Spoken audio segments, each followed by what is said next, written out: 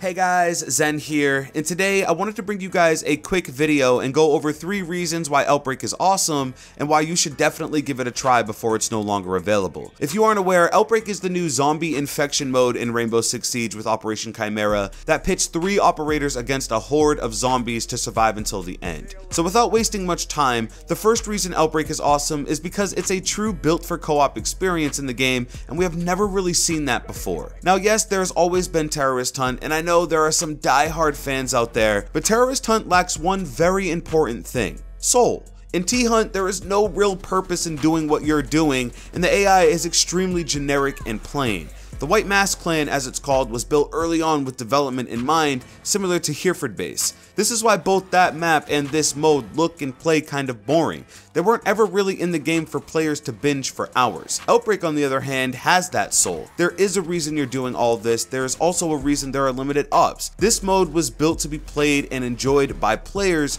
for hours and hours, and unlike T-Hunt, it feels fresh and new almost every time you queue up. Ubisoft also packed in a ton of lore with this mode. There's a reason why there are certain ops there and there are certain ops that aren't. If you take a look at Ash's briefing trailer, for instance, you see her talking to Thermite, and you also see her talking to Doc, and we get a face reveal for Doc at that moment as well. These are big moments for the community that everyone likes to be a part of and everyone wants to explore. Just recently, Ubisoft did an interview with GameSpot, and some of the devs were talking about how much lore is actually starting to become a central point in their development process. So they want to see more love stories. They want to see more of these interactions between these operators, them partying and dancing and flirting together. That's why recently, with the lore of Finka, we realized that the reason why her name is Finka is because it means knife in Russian, and Capcom actually slashed her in the face with a knife, giving her that name. And she also flirts and drinks with Tachanka, which is something that was definitely fan service and a lot of people liked as well. Now, this doesn't mean I'm anti-T-Hunt or anything. There have been times I've actually really enjoyed it, but in my opinion, T-Hunt doesn't hold a candle to Outbreak, especially in the lore department. The second reason Outbreak is awesome is the gameplay diversity and bosses. Now, I don't know if you guys know this or not, but Outbreak actually has some pretty badass bosses and a lot of different kinds of enemies. I joined a lobby earlier, and one of my teammates actually had no idea that there was anything more than the standard zombie creature lurking around. He also didn't know that there was still the destruction factor at play here as well. So if you're like him and you didn't know, yes, there are higher ranking enemies or bosses in Outbreak with monsters such as Smasher and Rooter, and yes, the destructibility of the game world is still fully intact. So if you pick Buck, there are soft walls you can breach through, or as Ying, for instance, you can mount candelas on certain barricades.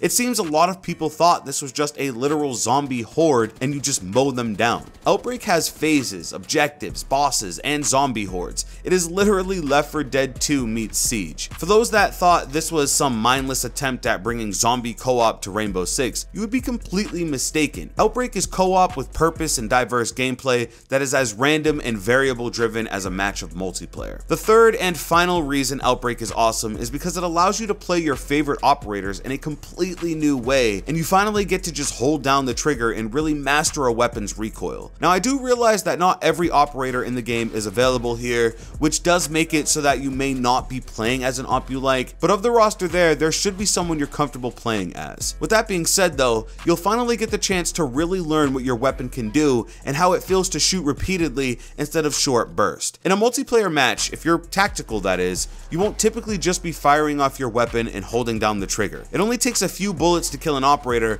and of course there's the one-shot headshot mechanic. With hordes of zombies and big hulking bosses in your path, you will definitely be holding down that trigger, and you'll be letting off more ammo than you're even capable of in PvP. I found that with Ying, for instance, that I got a better understanding of her LMG, which is a weapon I've never really been a fan of. During that particular playthrough, I also had a Finka on the team, which brings a whole new learning curve to weapons by reducing the recoil. I found after the playthrough that I had actually gotten a little better with her LMG, and I trust the weapon a lot more because of my ability to basically spam it off. Her gadget was also a godsend in Outbreak. When you flash or disorient an enemy, they remain stunned for a solid 10 seconds, and the radius in Outbreak is way larger than anything in multiplayer, so bringing Ying to the team is a huge benefit in most cases. Her Candelas, while inconsistent in PvP, are a huge help in Outbreak, especially Pandemic mode, the highest difficulty in Outbreak. It makes enemies more aware, it brings more of them, and it also buffs them out. So being able to stun them and have the ability to kind of just let off shots at their head